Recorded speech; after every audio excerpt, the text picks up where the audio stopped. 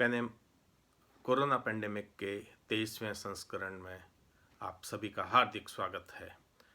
आज लगभग 10 दिन बाद मैं अपना कार्यक्रम पुनः आरंभ कर रहा हूँ। उसकी वजह यह है कि अब लगभग 3 महीने से ऊपर होने आए हैं और हमें जो उपलब्ध आंकड़े हैं उनसे हम कुछ अनुमान आने वाले समय के बारे में लगा सकते हैं। पहली चीज़ तो यह है कि अब यह लगभग स्पष्ट है कि लगभग 80% पॉजिटिव केसेस या तो एसिम्प्टोमेटिक हैं या बहुत माइल्ड सिम्टम्स के साथ में, और जो बाकी बचे 20% पॉजिटिव केसेस हैं उनमें से करीब 5% में सीवियर सिम्टम्स होते हैं और उनमें से लगभग 1% को आईसीयू या वेंटिलेशन की ज़रूरत पड़ती है। तो इस तरह हम देखें तो हालांकि संक्रमण की रेट है वह इस वायरस के साथ काफ़ी ज़्यादा है, पर फिर भी जो इसके भयावह परिणाम है वह कंपैरेटिवली कम है। हालांकि एब्सोल्यूट नंबर्स के हिसाब से देखें तो 7.8 अरब वाली विश्व पॉपुलेशन में यह नंबर बहुत ज़्यादा लगता है, पर कुल मिलाकर ये जो सीवियर केसेस हैं उनमें भी जो मुख्यतः प्रभावित होने वाले लोग हैं वह बड़ी उम्र के वे लोग जिनको कि कोई अंडरलाइंग डिजीज़ है, जैसे कि डायबिटीज़, ब्लड प्रेशर, हार्ट की डिजीज़ेज़, स्ट्रोक्स आदि आदि। तो इसलिए अगर एक ऐसी नीति बनाई जाए कि हम ये जो सबसे ज़्यादा प्रभावित होने वाले लोग हैं उन लोगों के बचाव के लिए कुछ उपाय कर सकें, तो बाकी आबादी के लिए कोरोना एक बहुत भयंकर बीमारी नहीं मानी जा सकती। इसलिए यह भय का वातावरण जो कोरोना की वजह से पूरे विश्व में फैला हुआ है उसे दूर करना आवश्यक है। इसके लिए हमें लोगों के पास ज़्यादा से ज़्यादा सही सूचनाएं पहुंचानी पड़ेंगी और जो भी कार्यक्रम संचालित किए जा रहे हैं उनके बारे में एक पारदर्शिता का होना अति आवश्यक है, क्योंकि जब सही सूचना लोगों तक पहुंचेगी तो यह भय का वातावरण समाप्त होगा और हम अपने सामान्य जीवन की ओर पुनः बढ़ सकेंगे। यह भय का वातावरण एक बहुत बड़ा कारण है जिसकी वजह से बड़ी संख्या में लोग अपने घरों की तरफ पलायन कर रहे हैं, गांवों की तरफ पलायन कर रहे हैं, और उसके अपने अलग खतरे हैं। अगर हम एक नज़र उठाकर देखें तो सबसे ज़्यादा प्रभाव इस महामारी का जो है वह बड़े घनी आबादी वाले शहर हैं उनमें है, और अगर उचित सावधानी नहीं बरती गई तो यह संक्रमण गांवों तक पहुंच सकता है, और जैसा कि हम जानते हैं गांव में स्वास्थ्य सेवाओं का जो स्तर है वह शहरों के मुकाबले कहीं पर भी नहीं टिकता, और इसलिए गांव में जो बुजुर्ग बीमार लोग हैं उनके लिए यह एक घातक समस्या हो सकती है। इसलिए आवश्यक है कि एक सही कार्यक्रम और नीति बनाई जाए ताकि परिस्थितियों को हम सही ढंग से हैंडल कर सकें। जो भी लोग जो बड़े शहर छोड़कर अपने गांव की तरफ जा रहे हैं, यह आवश्यक है कि वो रवाना हों उससे पहले उनका टेस्ट किया जाए। वो अपने गंतव्य तक जब पहुँचें तो वहाँ उनका पुनः टेस्ट किया जाए और एक क्वारंटाइन और आइसोलेशन की पॉलिसी सख्ती से अमल में लाई जाए। दूसरी समस्या है जो उनके पैदल गांवों की तरफ जाने की।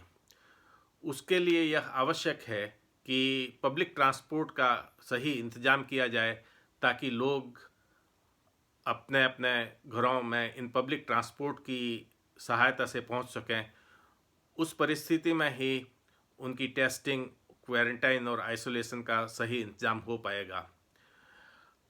लगभग 6 सप्ताह के लॉकडाउन के बाद में जब इसमें कुछ ढील दी गई और लोगों का अपने गांवों की तरफ पलायन शुरू हुआ, तो मुझे यह जानकर बड़ा आश्चर्य हुआ कि इन 6 सप्ताहों में इस बारे में कोई भी पॉलिसी या कार्यक्रम तैयार नहीं किया गया, और उसकी वजह यह हुई कि लाखों की संख्या में ये प्रवासी मजदूर सड़कों पर आ गए अपने गांव की तरफ जाने के लिए।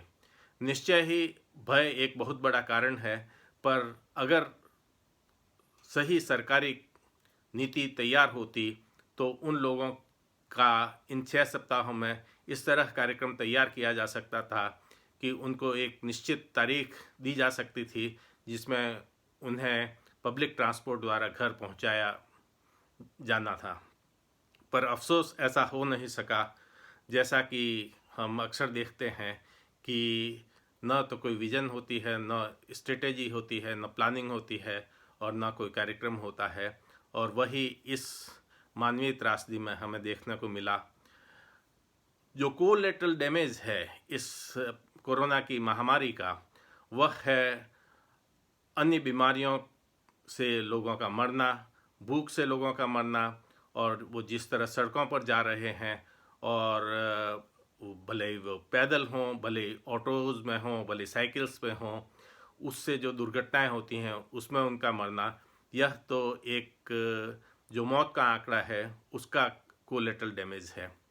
इकोनॉमी का जो नुकसान पूरे विश्व को इस महामारी की वजह से हो रहा है, उसका सही आकलन करना तो बहुत मुश्किल है, पर उसके लिए भी मुझे लगता नहीं कि अभी भारत में कोई एक उचित और पर्याप्त पॉलिसी बनाई गई है।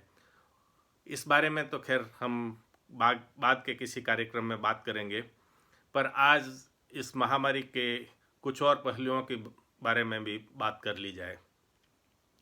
अभी 5-6 दिन पहले जब मैं कोरोना के पेंडेमिक के बारे में और सर्च कर रहा था, तो मेरी नज़र एक अमेरिका का जर्नल है एनल्स ऑफ इंटरनल मेडिसिन, उसका 5 या 6 मई का अंक है।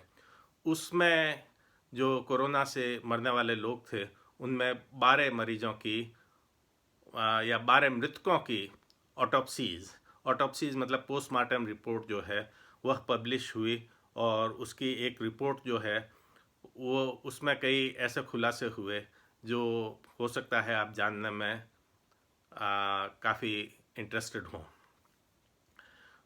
उनमें एक तो जो कॉज ऑफ डेथ है, जिसके बारे में हम पहले भी बात कर चुके हैं कि जो थ्रोम्बोएम्बोलिज्म है, खून का थक्का जम रहा है, उसकी वजह से मौतों की संख्या काफ़ी रही है। करीब इस स्टडी में जो थे उनमें से 50% की मौत जो है पल्मोनरी एम्बोलिज्म की वजह से हुई।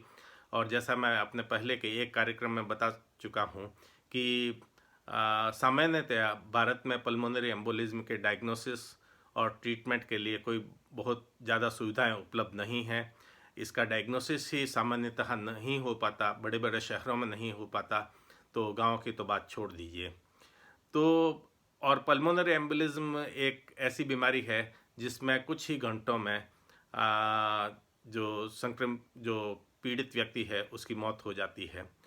तो एक बहुत बड़ा कारण भारत में जो मृतकों की संख्या कम होना है वह यह हो सकता है कि अस्पताल पहुंचने से पहले ही लोग घरों में मर रहे हों, और जैसा मैंने पहले बताया कि कोई प्रामाणिक आंकड़े उपलब्ध नहीं हैं जो यह बताते हों कि प्रतिवर्ष या प्रति माह या प्रति सप्ताह जो है हर वर्ष कितने लोगों की मौत हुई है।